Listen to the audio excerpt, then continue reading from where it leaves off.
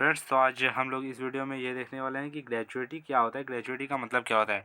Gratuity का मतलब अगर देखते हैं तो हम लोग आ जाइए, हम लोग इसे पढ़ते हैं और देखते चलते हैं। Gratuity is a voluntary payment made by the employer, मतलब जो एम्प्लॉयर रखा है एम्प्लॉय को, उसे दिया जाता है gratuity in appreciation of services, यानी कि उसने जो भी अपनी सर्विसेज दी है उसको अप्रिसिएट करने के लिए ये ग्रेजुएटी दिया जाता है रेंडर्ड बाय द एम्प्लॉय, जो कि एम्प्लॉय को दिया जाता है। Nowadays, gratuity has become the normal payment application to all employees. आजकल के दिनों में जो ग्रेजुएटी है वो क्या बन गया है, वो बन गया है एक नॉर्मल पेमेंट बन गया है, जो कि हर एक एम्प्लॉयज़ को उसके रिटायरमेंट के टाइम दिया ही जाता है। In fact payment of gratuity act 1972 is a statutory recognition of the concept of gratuity।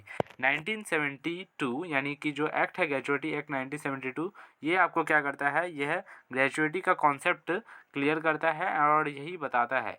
उसके बाद क्या बताया गया है, almost all employees enter into an agreement with employees to pay gratuity.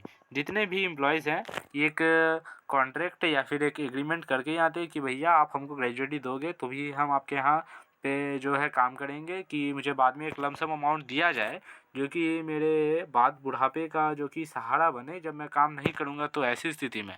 उसके बाद क्या बताया गया है, उसके बाद बताया गया है कि exempt in respect of gratuity section 10 का क्लॉज नंबर 10 में क्या बताया गया है कि जब हम लोग इनकम फ्रॉम सैलरीज बनाते हैं तो यहाँ पे क्या होता है, यहाँ पे हमें इन सभी चीज़ों को ध्यान में रखना पड़ता है कि हमें क्या लेना है क्या नहीं लेना है, किन सभी चीज़ों को छोड़ देना चाहिए हमें। तो ग्रेजुएटी को हम लोग क्या लेना चाहिए या टैक्सेबल है नहीं है, इन सभी चीज़ों को हम लोग देख लेते हैं। पहले हम लोग देखते हैं कि ग्रेजुएटी को देखें तो ग्रेजुएटी को दो भागों में डिवाइड किया जा सकता है। रिसीव ड्यूरिंग सर्विसेज, पहला क्या होता है कि आपको जो ग्रेजुएटी मिल रहा है वो आपको सर्विसेज के दौरान में ही मिल रहा है। एंड दूसरा पार्ट क्या हो सकता है कि receive at the time of retirement या फिर डेथ, जब आपका डेथ हो रहा है या तो तब आपको मिल रहा है या फिर जब आपका रिटायरमेंट हो रहा है तब आपको मिल रहा है। दो स्थितियां बन सकती है कि आपको सर्विस के दौरान ही हमको भैया रिटायरमेंट दे दो, मुझे कुछ ऐसा ज़रूरी अर्जेंट काम है, बाद में मत देना। और दूसरा स्थिति यह बनता है कि जब आपका डेथ हो जाता है या फिर जब आप फाइनली रिटायरमेंट कर रहे होते हैं तो आपको ग्रेजुएटी दिया जाता है। अगर आप सर्विस के दौरान ही अगर आप जो है अपना पैसा ले लेना चाहते हैं तो ऐसी स्थिति में क्या होगा कि आपका जो रिटायरमेंट जो ग्रेजुएटी होगा वो फुली टैक्सेबल किया जाएगा। अगर आप रिटायरमेंट के समय लेते हैं तो यहाँ पे दो परिस्थितियाँ बनती हैं। वो परिस्थितियाँ क्या क्या है, पहला नंबर है कि received under the pension code regulation application to member of the defence services, employee of central government, member of civil services, local authorities employees etcetera.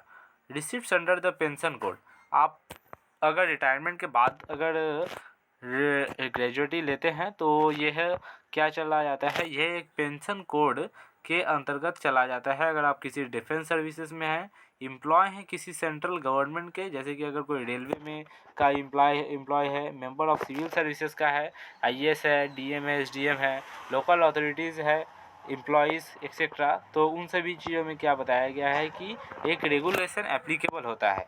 उसके बाद अदर एम्प्लॉयज़ की बात करें तो अदर एम्प्लॉयज़ में क्या बताया गया है कि covered under the payment of gratuity payment act 1872 में इसके बारे में बताया गया है, कवर कर दिया गया है। और जो भाग कवर नहीं किया है, not covered under the payment of gratuity act 1872, वह भाग जो कवर किया गया है उसके बारे में क्या बताया गया है, list the following would B exempt, कौन सा पार्ट होगा जो कि एग्जाम्प्ट होगा अंडर सेक्शन 10 का 2 में। कितना बताया गया है कि 20 लाख जो है वो आपका एग्जाम्प्ट हो जाएगा। अगर 20 लाख तक का आपको जो ग्रेजुएटी मिलने वाला है तो वो माफ़ हो जाएगा। एक्चुअल ग्रेजुएटी जो आप रिसिप्ट करते हैं वो, उसके बाद क्या बताया गया, 15 days salaries based on last drawn salary, आपका जो 15 दिन का जो सैलरी है वो बेस क्या रहेगा, लास्ट 15 डेज का जो सैलरी है उसके ऊपर। For every completed year of services और in excess of 6 months, number of days in a month be taken as 26। इसके बाद क्या बताया जा गया कि list of the following would be exams, इसमें किसका हिसाब से एग्जाम रहेगा, 10 का 3 के हिसाब से कितना रहेगा, तो 20 लाख रहेगा। एक्चुअल ग्रेजुएटी रिसिप्ट रहेगा half month salary based on average of last 10 months salary for the every completed year of service, fraction to be ignore. यहाँ पे अगर कोई फ्रैक्शन का वैल्यू निकलता है तो उसे इग्नोर कर देना है आप लोगों को।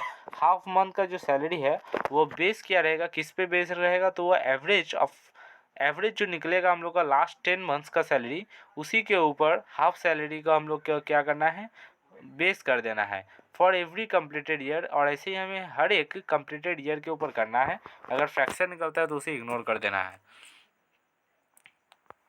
And next